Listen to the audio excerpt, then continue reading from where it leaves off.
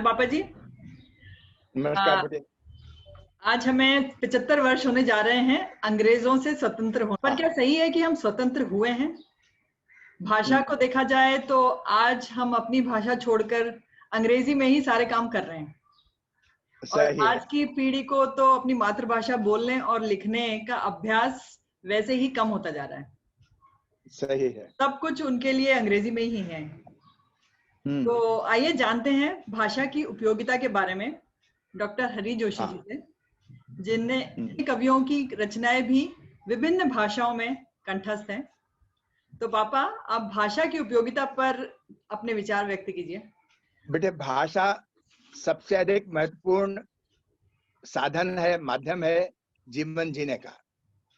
जिसकी अपने कोई भाषा नहीं होती वो गूंगा माना जाता है।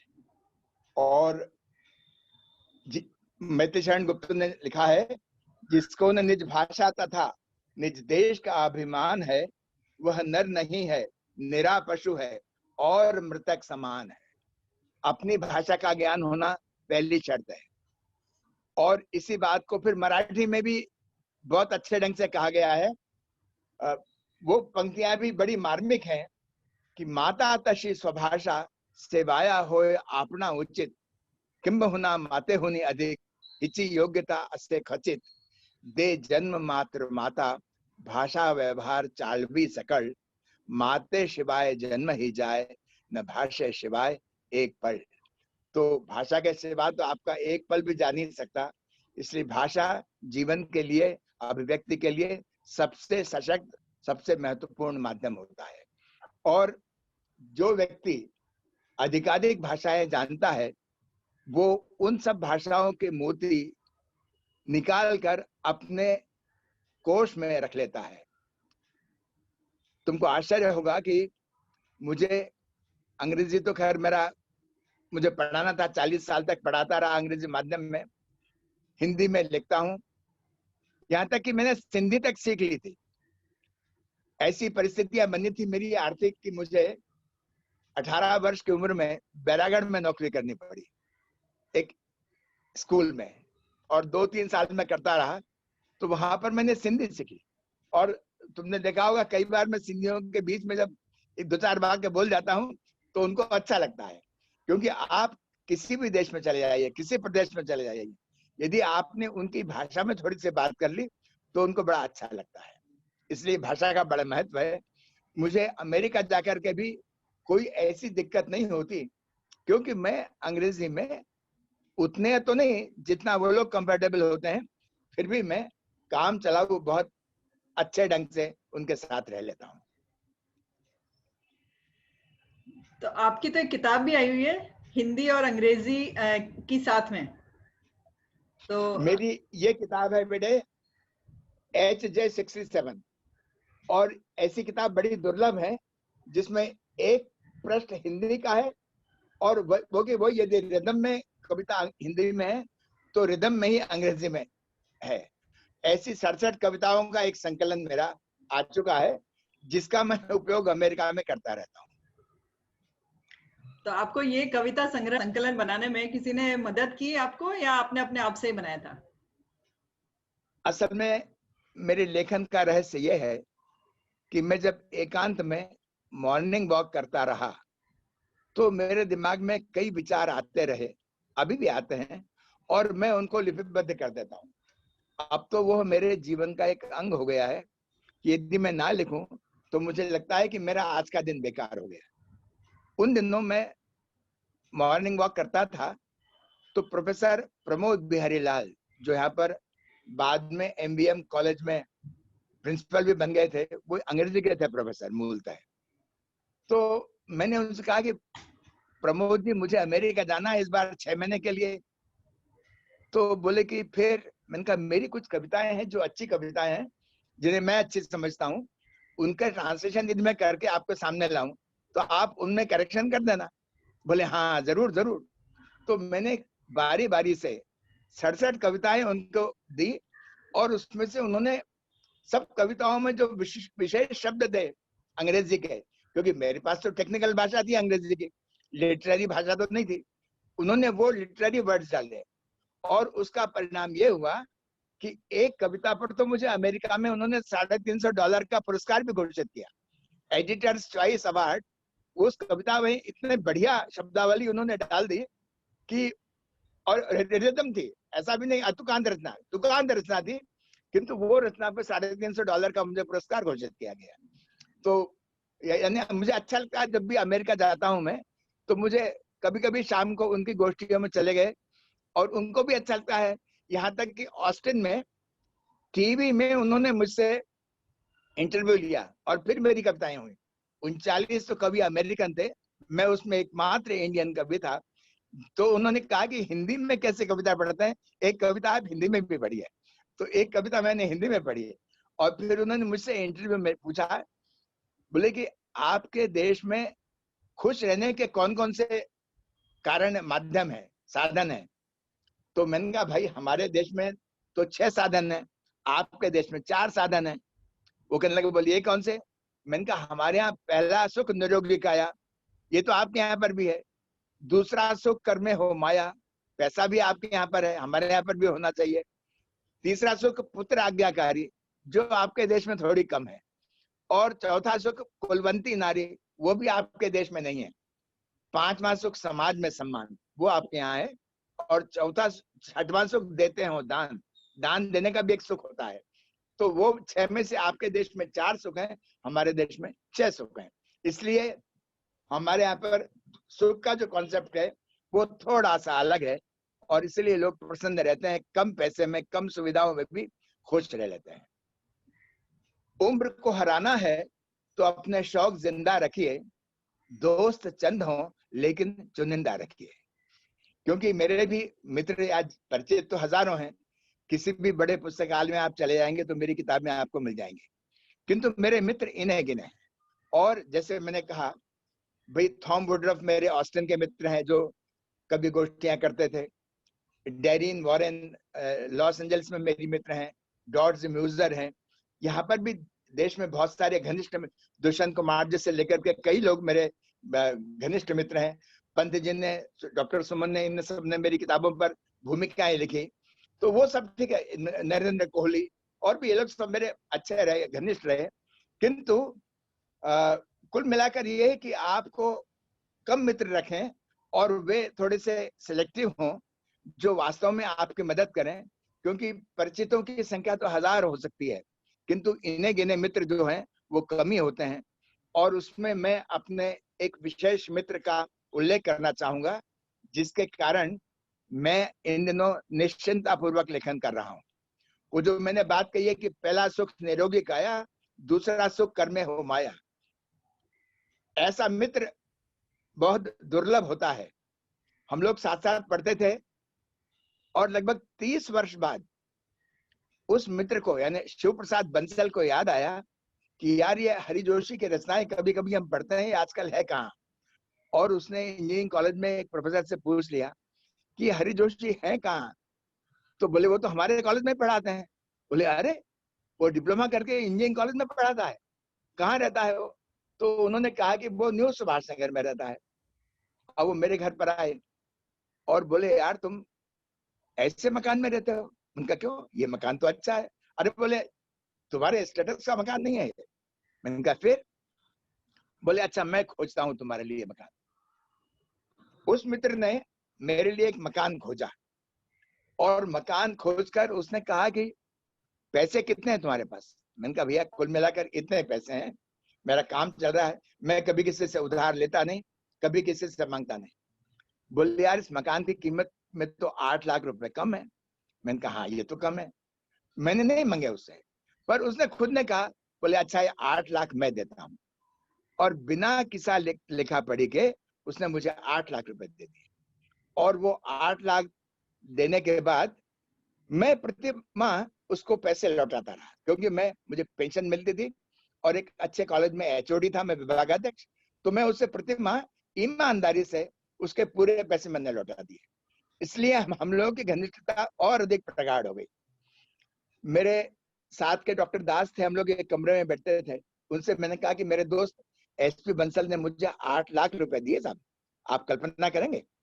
तो मुझसे बोले कि जोशी जी उनकी उदारता नहीं है, ये आपकी क्रेडिबिलिटी है। आपकी क्रेडिट है। उनको पूरा विश्वास था कि हरि मुझे 8 लाख रुपए वापस कर देगा, इसलिए बिना लिखा पढ़ी के उसने आपको पैसे दिए। मित्र, तो मेरा कहने का अर्थ यह है कि जीवन में यदि आपने ईमानदारी से अपना जीवन यापन किया है तो भगवान आपको सुख भी देता है, शांति भी देता है और समृद्धि भी देता है।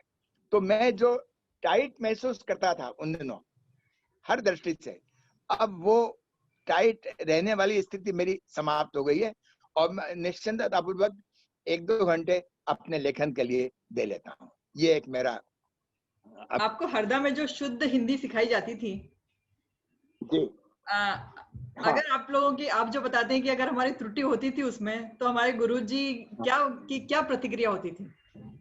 बेटे, वहां की हिंदी ही थी कि धर्मयुग में मैं हस्तलिखित रचनाएं भेजता था और मेरी रचनाएं छपती थी। उन दिनों ये कहा जाता था जिस व्यक्ति की 3 रचनाएं धर्मयुग में छप गई उसकी ख्याति राष्ट्र भर में हो गई, क्योंकि वो एक अंतरराष्ट्रीय पत्रिका थी और कश्मीर से कन्याकुमारी तक धर्मयुग पढ़ा जाता था। तो जब मैं रचनाएं कुछ भेजी, कुछ अस्वीकृत हुई, किंतु जब स्वीकृत होना शुरू हुई तो मेरी सब रचनाएं स्वीकृत होती थी और कविताएं, गद्य, यहाँ तक कि लेख मालाएं मेरी 4-4 अंकों में उन्होंने प्रकाशित की। कुल मिलाकर 100 रचनाएं उन्होंने मेरी प्रकाशित की होंगी, बड़ी और छोटी रचनाएं। तो वो उस शुद्ध हिंदी का ही प्रभाव था जो मैंने हरदा में पढ़ी, क्योंकि बाद में तो मेरी इंजीनियरिंग की लाइन थी, हिंदी भी छूट गई थी, किंतु मैंने एक नियम बना के चला शुरू से। तुमने देखा होगा जब गवर्नमेंट से हम बाहर चले गए प्राइवेट कॉलेज GSITS में, तो भी मैं सुबह 5-6 बजे उठ करके एक 600 शब्दों की रचना लिखकर नई दुनिया को भेज देता था और कई बार तो हफ्ते में 3-3 रचनाएं उन्होंने मेरी छापी। तो एक मैंने नियम बनाया कि रचना लिखो, पत्र पत्रिकाओं को भेजो और भूल जाओ। और अब तो यह है कि मैं रचनाएं पत्र पत्रिकाओं को भी नहीं भेजता, कोई मेरा मन वहां से भी हो गया है। अब तो सीधी मेरी पुस्तकें आती हैं, प्रतिवर्ष 1 किताब 2 किताब 1 किताब 2 किताब मेरी आती ही है। तो ये हरदा की हिंदी का प्रभाव है, क्योंकि मेरी हिंदी तो मैंने आगे पढ़ी ही नहीं, हिंदी साहित्य का कभी मैं विद्यार्थी रहा ही नहीं, किंतु अब मैं इतना सुखी हूँ और जीवन पर्यंत इस क्षेत्र में मुझे काम करते रहना है। मुझे इसी में सुख मिलता है, उसी में संतोष मिलता है। आजकल के बच्चों के पाठ्यक्रम में कई कविताएं हैं जिन्हें पढ़कर कोई सीख भी नहीं मिलती, न इन कवियों को से कभी कोई परिचित रहता है। तो ये हिंदी का स्तर स्कूलों से ही गिरता जा रहा है, ऐसा क्यों है? बेटे, यहाँ पर 2 विचारधाराएं आई, एक वामपंथ की और बाद में अपने सामान्य राष्ट्रीय स्तर, राष्ट्रीय के प्रति, राष्ट्र के प्रति समर्पण वाली। तो वामपंथ की जो विचारधारा आई उसमें बाद में थोड़ी विकृति आ गई। उन लोगों ने तो गाली गलौज तक का प्रयोग करना शुरू कर दिया अपनी रचनाओं में, और कई रचनाएं वास्तव में बच्चों के समझ से बहुत ऊपर हैं और न कोई वो उनके लिए नैतिक बल देती हैं या नैतिक की शिक्षा देती हैं। और जो जो फिल्मों में हो रहा है वो वही साहित्य में होने लगा, उसी के कारण ये सब गड़बड़ हुई। पहले की रचनाएं जिन लोगों की होती थी वो नैतिकता उनमें समाविष्ट करते थे और बच्चे भी थोड़े से इसलिए अपने ढंग से ईमानदारी से काम करने की आदत उनमें होती थी, लेकिन ये बाद में सब गड़बड़ हो गया। और लेखक मित्र हैं जो भिन्न भिन्न भाषाओं के हैं, आप उनके बारे में कुछ बताना चाहेंगे? हाँ बेटे, हुआ ये कि जब मेरी धर्मयुग में कुछ रचनाएं आई तो एक सोलापुर से मराठी के लेखक मनोहर देखणे, उनका एक पत्र मेरे पास में आया, जोशी जी आपकी ये रचना हम अनुवाद करके और मराठी में डालना चाहते हैं। मैंने कहा बिल्कुल आप डालिए। और उसने बेचारे ने बड़ी रचना को ट्रांसलेट करके मराठी की स्त्री पत्रिका है उसमें डाला। और फिर मुझे बहुत शर्म हुई जब 30 रुपए उन्होंने मुझे दिए, बोले जोशी जी इसके 60 रुपए मुझे मिले हैं, आधा पारिश्रमिक आपको भेज रहा हूं मैं और 30 रुपए।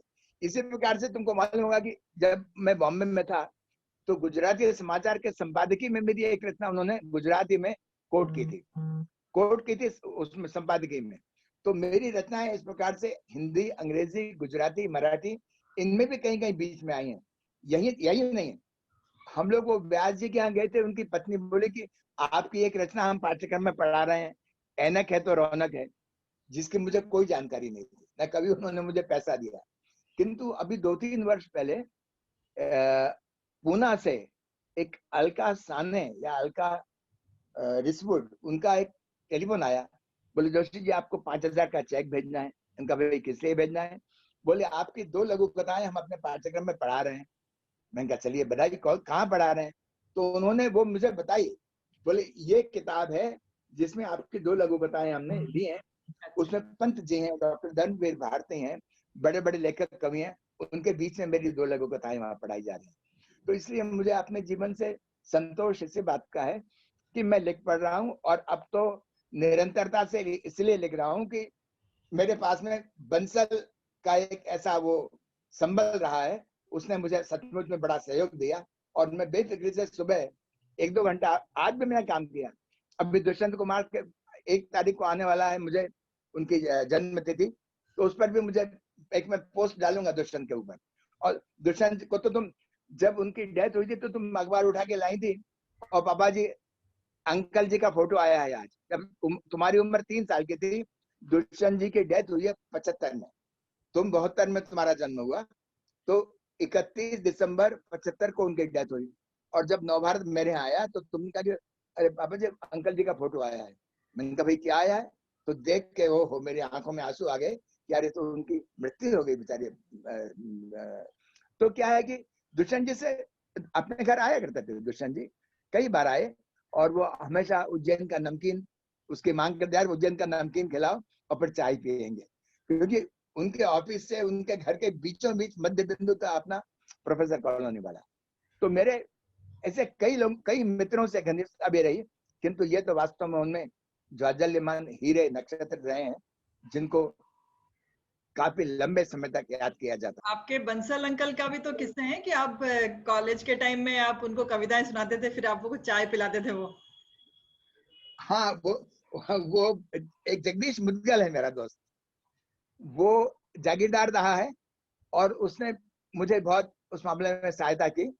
तो हम लोग कई बार, मेरे मित्र लोग मुझसे कविताएं सुना करते थे और फिर मुझे चाय वाय पिला दिया करते थे, क्योंकि अपन तो चाय पिलाने की हालत में नहीं थे, अपने तो आर्थिक स्थितियां बहुत अच्छी नहीं थी। लेकिन मुझे एक अच्छी बात यह कि इसलिए मुझे मेरा एकांत काटने नहीं दौड़ता, क्योंकि मैं अपने आप को व्यस्त रहता हूँ और प्रसन्न रहता हूँ। यदि किसी के पास हॉबी नहीं है तो वृद्धावस्था में बेटे उसके जीवन में एकाकीपन हो जाएगा और शुष्क है। हॉबी होती है, सृजनशीलता एक नाव है जिस पर बैठकर हम जिंदगी की नदी को हौले हौले बड़े आनंद से, सुख से पार कर लेते हैं। यदि किसी के पास में वो हॉबी नहीं है, अभिरुचि नहीं है, तो कितना भी पैसा हो, कितना भी पद प्रतिष्ठा हो, वो आनंद नहीं है। एक अभिरुचि होना व्यक्ति के जीवन में बहुत जरूरी है, वरना सिर्फ पैसे से आदमी को सुख नहीं मिलता। सही बात। आपके इंजीनियरिंग के टाइम के कोई मित्र होंगे जिनको आपको लगता है कि मुझे याद आते हैं? मुझे बहुत से मित्र याद आते हैं इंजीनियरिंग के भी, और कभी कभी मिल जाते हैं। लेकिन मेरे एक डायरेक्टर और बड़े उच्चाधिकारी हैं, इनके संग में मुश्किल ये होती है कि रिटायरमेंट के बाद में उनके मित्रों की संख्या 1 या 2 या 3 हो पाती है, जबकि मेरे मित्रों की संख्या सैकड़ों में है। मतलब मैं कुछ भी डालता हूँ पोस्ट तो उसके ऊपर बहुत सारे कमेंट्स आते हैं, लेकिन ये लोग क्योंकि अधिकारी रहते हैं और एक ड्राई, सिर्फ अपने पद के कारण जो कुछ भी उनका महत्व होता है, लेकिन बाद में मैं देखता हूँ हॉबी नहीं है तो आपके जीवन में एकाकीपन बढ़ जाएगा। हॉबी है तो आप, books are the best friends. मेरे पास इसीलिए किताबों के, मैं किताबें कभी बेचना पसंद नहीं करता, किताबें कहीं पर रद्दी में बेचना पसंद नहीं करता, क्योंकि पता नहीं किस किताब में कौन सा अच्छा विचार हो जो मुझे और आगे बढ़ा दे। भाई विचारों से नए विचार आते हैं, तो मैं कुछ न कुछ पढ़ता रहता हूँ, सोचता रहता हूँ और नए विचार डालता रहता हूँ। शंकर पुणतांबेकर जी मेरे बहुत घनिष्ठ थे, महाराष्ट्र के। उन्होंने मेरी एक रचना के बीए के पाठ्यक्रम में लगाई, उनकी चिट्ठी मेरे पास में है।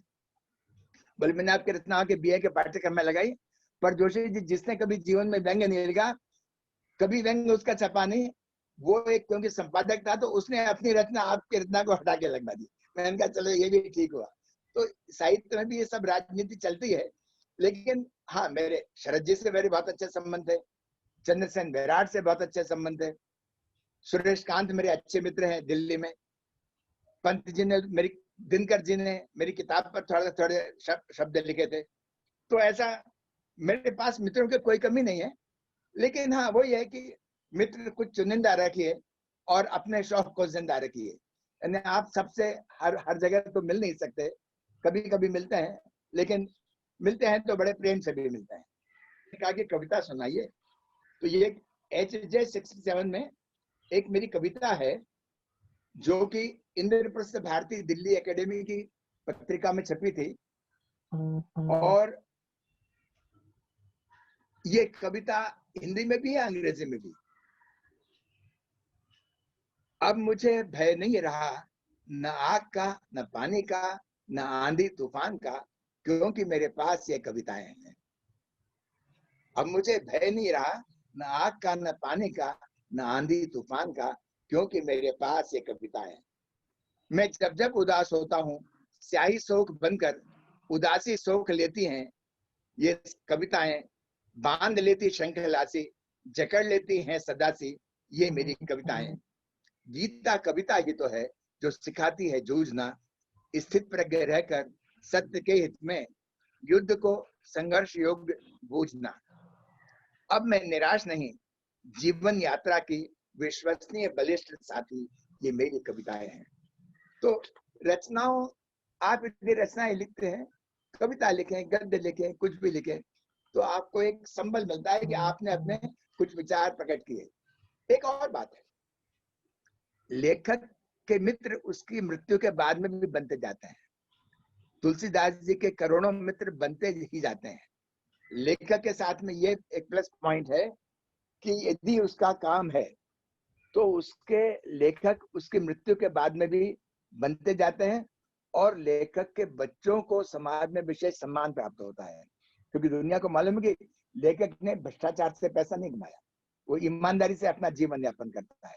अब आज जैसे दुष्यंत जी के बेटे आलोक है, अपूर्व है, आलोक अपने घर आए थे, तो अब क्या आपने को एकदम से उनके मन में उनके लिए आदर प्रकट होता है कि अरे ये दुष्यंत जी का बेटा है या कुछ। तो जितने भी बड़े बड़े लेखक हैं जो जिनको हम जानते हैं या जिनका सम्मान है, बहुत सम्मानित व्यक्ति हैं, उनके बच्चों के ऊपर भी उस सम्मान का प्रभाव जाता है। इसलिए ये बड़ा दुर्लभ गुण है, भगवान ने अपने को दिया है। क्योंकि लेखन को लोग कौन करे, इसमें धंधे की कुछ बात करो, कुछ पैसे जोड़ो, कभी राजा मत कविता के तुम टांग मरोड़ो। कविता और गद्य में और लेखन में कोई आता नहीं है, क्योंकि इसको कचरा मानते हैं। किंतु वो ये नहीं समझते कि आपने यदि अपनी व्यवस्था कर ली है खाने पीने रहने की और जिम्मेदारियों से मुक्त हो गए, तो इससे बढ़िया कोई साथी नहीं होता। मेरी प्रसन्नता का एकमात्र कारण यह है कि मैं यदा कदा लिखता रहता हूँ। रोज मैं 100-200 शब्द 300 शब्द लिखता हूँ, और क्योंकि शुद्ध लिखने की मेरी आदत शुरू से रही है, इसलिए पत्र पत्रिकाओं में भी मैं निरंतर छपता रहा उन दिनों। और फिर एक बात और भी है, साहित्य में एक किताब लिखने वाले आपको 500 लोग मिलेंगे, 5 किताब लिखने वाले 100 लोग मिलेंगे, और 40 किताब लिखने वाले 4 लोग मिलेंगे, 5 लोग मिलेंगे। वही लोग स्थापित होते हैं, क्योंकि आपको लगातार काम करते रहना है। ऐसा नहीं कि आपने 1-2 किताबें लिखी और छोड़ गए, ऐसा नहीं होता है। ये एक मैराथन रेस है, एक लंबी यात्रा है, इसमें आपको चलते जाना है। तो शुरू में मैं कविताएं लिखता रहा, 3 किताबें मेरी कविताओं की आई, उसके बाद में मैं गद्य में आया। मेरे 16 व्यंग्य संग्रह हैं, 3 कविता संग्रह हैं, 16 व्यंग्य संग्रह हैं, और 12 उपन्यास मेरे प्रकाशित हैं। 13वां मेरा चला गया प्रकाशन होने के लिए। वो सिर्फ इसलिए कि मैं एक सुनिश्चित समय देता हूं इसके लिए। मुझसे कोई कहे कि आप शाम के समय लिखिए, मुझसे लिखते नहीं बनता, लेकिन सुबह के समय मेरे हाथ कुल बुलाते हैं यार कि कुछ अपन लिख लें। तो एक मेरा एक आदत से पड़ गई है, उसके बिना मैं रह नहीं सकता, और वही मुझे सुख देता है। फिर एक बात और भी है, मैं जहां जहां गया, अब ये किताब मेरी एक अमेरिका ऐसा भी है, यानी मेरे पास में मैं जिस देश में गया, लंदन में गया, अमेरिका गया, तो मैंने वहां पर भी जो कुछ देखा, अरे यार ये तो बड़ी नई चीज है। तो मैं फिर उसको अपने किसी न किसी लेख में, रचना में ला देता था। अमेरिका से मेरी एक और किताब आई है जिसका उल्लेख नहीं हुआ, ये अमेरिका से ही प्रकाशित हुई है, माई स्वीट 17। ये प्रोज के 17 आर्टिकल्स हैं जो इसमें ये अमेरिका ने प्रकाशित की है। आप उसकी बाइंडिंग, उसका कवर देखिए, अपने भारतीय से बिल्कुल अलग है, भारतवर्ष से एकदम से अलग चीज है वो। तो वहां पर भी वही बात है कि मैं खाली नहीं बैठता। अमेरिका में भी रहता हूं तो मैं सक्रिय बना रहता हूं। ये एक किताब मेरी, उसका दूसरा एडिशन आ रहा है, किस्से नवाबों और रईसों के। मैं इंदौर में रहा तो होलकरों पर, भारती जी ने कहा कि एक लेख माला होलकरों पर लिखिए, तो मैंने इंदौर के अहिल्याबाई होलकर और वहां के उन पर लिखी, जो 4 अंकों में धर्मयुग में आई। भोपाल के नवाबों पर लिखी, वो 4 अंकों में धर्मयुग में आई। तो वो इस किताब का दूसरा एडिशन आ रहा है। अब इसमें भी ऐसी कई घटनाएं हैं जो आदमी को बड़ी रोमांचक लगती है, अच्छा ऐसा भी होता था। इस प्रकार से इन दिनों मैं अपनी आत्मकथा लिख रहा हूँ, और आत्मकथा में भी वो सब चीजें जिनसे आज के बच्चे, जिनकी कल्पना नहीं करते, हम उन स्थितियों से गुजर के आए हैं। और फिर भी ठीक है, उस समय कष्ट भोग लिए, लेकिन आज तो हम सुखी हैं भाई। हम तो, यदि आपने पैसे की कीमत जानी है तो आप सुखी रहेंगे। और जिन लोगों ने पैसे की कीमत नहीं जानी, जिनको बचपन में बहुत ऐशो आराम मिला, और जब उनको वैसा पैसा नहीं मिलता तो या तो भ्रष्टाचार के गर्त में चले जाते हैं या गलत रास्ते पकड़ लेते हैं, जुआ खेलना है या बदमाशी करना है, और उसमें फिर वो फंस जाते हैं। तो ईमानदारी की जो कमाई होती है वो संतोष देती है, सुख देती है, और आप उसमें अपना काम शांति से करते रहते हैं। सही बात है बाबा जी। तो बहुत अच्छा लगा आज आपके विचार जानकर, धन्यवाद।